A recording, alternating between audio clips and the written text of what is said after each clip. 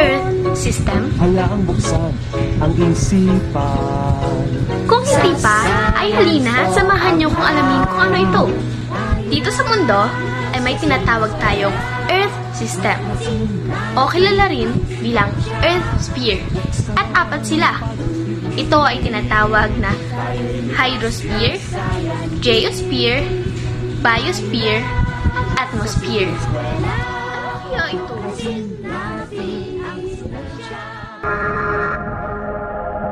Ay, ulog ng langit!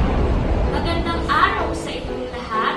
Narito ako upang ipaliwanag ang tungkol sa apat na Earth sphere. Simulan natin sa hydrosphere. Ang hydrosphere ay tumutukoy sa mga katubigang nakapalibot sa ating planet Earth, sa gaya ng ilog, karagatan, at marami pang iba. Ang geosphere naman ay tumutukoy sa lupang nilalakaran natin araw-araw. Oops! Dagdag ko lang. Tumutukoy din ito sa mga bundok, mga bato, at sa layer ng Earth na crust, mantle, at core. Ang atmosphere ay tumutukoy sa mga hangin na hinihinga natin at dito nagmumula ang oxygen na kinakailangan ng ating katawan.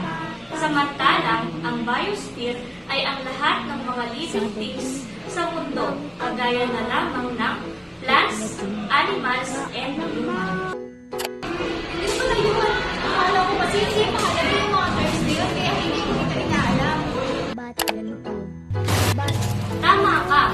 At ngayon naman ay tatalakayin natin kung paano nagkakaroon ng interaction ang mga Earth system na ito. Pansinin natin ang ulan na nangyari kanina. Ang ulan na tinatawag ding hydrosphere ay bumagsak sa lupa na tinatawag namang geosphere.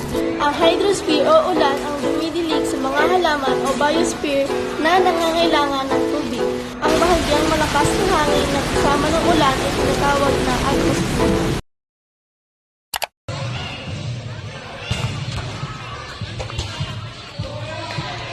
Sorry guys, di agad ako nakarating. Basketball pa kasi ako. Inom muna ako ng tubig. Mawala na kasi ako ng oxygen.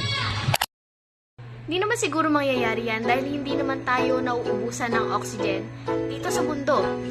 Pero kahit ganun, ay dapat iniingatan at pinapangalagaan pa rin natin ito. And speaking of uhaw, maire-relate natin ito sa topic natin ngayon. Oo nga! Kababasketball lang ni Allen. Pagod at uhaw, kaya kailangan niya ng oxygen. Ang oxygen na inihingi niya ay tinatawag ding atmosphere. Kapag naranasan natin ito, ay kinakailangan natin ng tubig o hydrosphere upang mapanatili at muling manumbalik ang lakas ng tao o biosphere.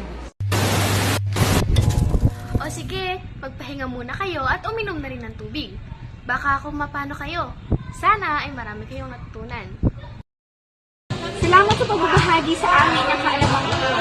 Nakakatuwa na malaman na mayroon palang apat na Earth system. Tayo na sa sineskwela, tuklasin natin ang siyensya, buksan ang pag-iisip.